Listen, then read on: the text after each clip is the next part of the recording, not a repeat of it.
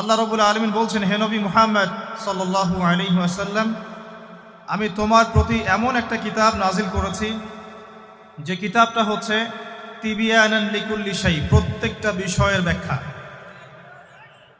ওয়াহুদান, এবং একই সাথে এই কিতাবটা হচ্ছে হেদায়াত, ওয়া রাহমাতান, এবং দয়া অনুগ্রহ, ওয়া বুশরা লিল মুসলিমিন, এবং মুসলিম জাতির জন্যে এই কিতাবটা হচ্ছে বুশরা বা সুসংবাদ।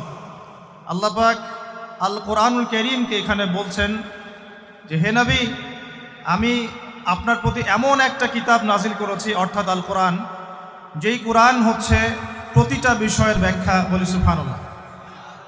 এক। দুই নাম্বার, এই কোরআন হচ্ছে হেদায়াত, পুরো মানব জাতির জন্য আল কোরআনে আছে হেদায়াত, আলহামদুলিল্লাহ। এরপর আল্লাহ পাক বলছেন শুধু হেদায়েতই নয়, কোরআন হচ্ছে